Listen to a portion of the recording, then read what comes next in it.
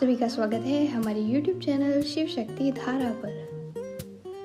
ओम नमः शिवाय। आज की कथा शनि व्रत कथा।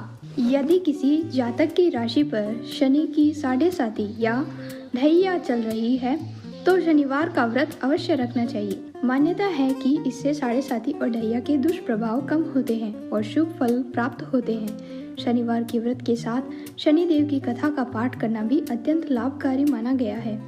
ऐसा करने से शनि देव की विशेष कृपा बनी रहती है। ओम नमः शिवाय। शनिवार व्रत कथा। एक बार की बात है, सभी नवग्रहों यथा सूर्य, चंद्र, मंगल, बुध, बृहस्पति, शुक्र, शनि, राहु और केतु में विवाद छिड़ गया कि इनमें से सबसे बड़ा कौन है। सभी आपस में लड़ने लगे और कोई निर्णय न होने पर देवराज इंद्र के पास निर्णय कराने पहुंचे। इंद्रदेव घबरा गए और उन्होंने निर्णय करने में अपनी असमर्थता जताई, परंतु उन्होंने कहा कि इस समय पृथ्वी पर राजा विक्रमादित्य है जो कि अति न्यायप्रिय है, वे ही इसका निर्णय कर सकते हैं। सभी ग्रह एक साथ राजा विक्रमादित्य के पास पहुंचे और अपना विवाद बताया, साथ ही निर्णय के लिए कहा। राजा विक्रमादित्य इस समस्या से चिंतित थे क्योंकि वे जानते थे कि जिस किसी को भी छोटा बताया वह क्रोधित हो उठेगा। तब राजा को एक उपाय सूझा। उन्होंने स्वर्ण, रजत, कांस्य, पीतल, सीसा, रांगा, जस्ता, अभ्रक और लोहे के 9 सिंहासन बनवाए और उन्हें इसी क्रम से रख दिया। फिर उन सब से निवेदन किया कि आप सभी अपने अपने सिंहासन पर स्थान ग्रहण करें। जो भी अंतिम सिंहासन पर बैठेगा वही सबसे छोटा होगा। इसके अनुसार लोहे सिंहासन सबसे बाद में होने के कारण शनिदेव सबसे बाद में बैठे तो वही सबसे छोटा कहलाए। शनिदेव को लगा कि राजा ने ऐसा जानकर किया है और वह गुस्से से राजा से बोले, राजा तू मुझे जानता नहीं है। सूर्य एक राशि में 1 महीना, चंद्रमा 2.25 महीना 2 दिन, मंगल 1.5 महीना, बृहस्पति 13 महीने, वह बुध और शुक्र 1-1 महीने विचरण करते हैं, लेकिन मैं 2.5 से 7.5 साल तक रहता हूँ। बड़े बड़ों को मैंने विनाश किया है। श्री राम की 7.5 आई तो उन्हें वनवास हो गया। रावण की आई तो उसकी लंका को वानरों की सेना से हारना पड़ा। अब तुम सावधान रहना। ऐसा कहकर कुपित हुए शनिदेव वहां से चले गए। अन्य देवता खुशी खुशी चले गए। कुछ समय बाद राजा की 7.5 आई। तब शनिदेव घोड़ों के सौदागर बनकर वहां आए। उनके साथ कई बढ़िया घोड़े थे। राजा ने यह समाचार सुन अपने अश्वपाल को अच्छे घोड़े खरीदने की आज्ञा दी। उन्हें कई अच्छे घोड़े खरीद व एक सर्वोत्तम घोड़े को राजा की सवारी हेतु दिया। राजा जो ही उस पर बैठा वह घोड़ा सरपट वन की ओर भागा। भीषण वन में पहुंच वह अंतर्धान हो गया। अब राजा भूखा प्यासा भटकता रहा।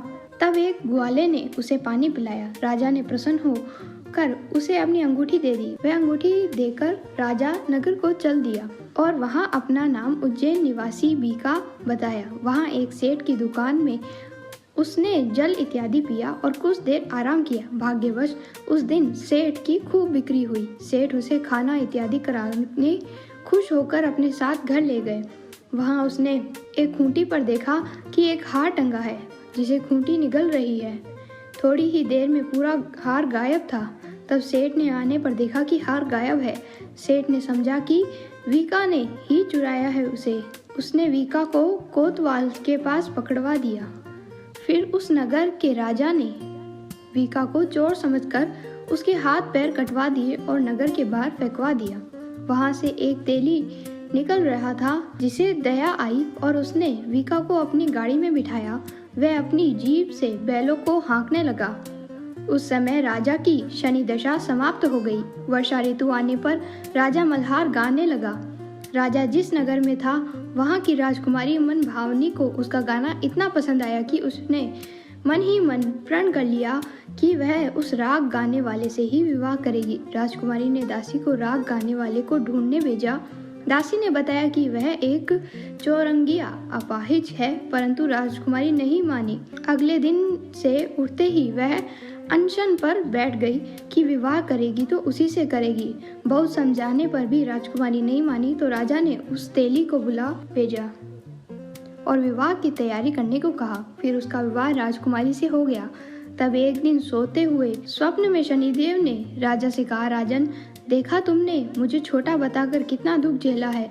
तब राजा ने उनसे क्षमा मांगी और प्रार्थना करते हुए कहा, हे शनिदेव, जैसा दुख मुझे दिया है किसी और को ना देना। शनिदेव मान गए और कहा कि जो मेरी कथा और व्रत करेगा उसे मेरी दशा से कोई दुख नहीं मिलेगा।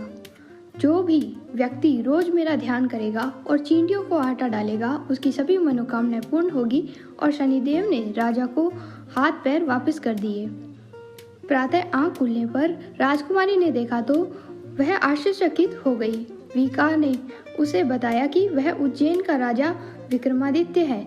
सभी अत्यंत प्रसन्न हुए। सेठ ने जब सुना तो वह राजा के पैरों में गिरकर क्षमा मांगने लगा।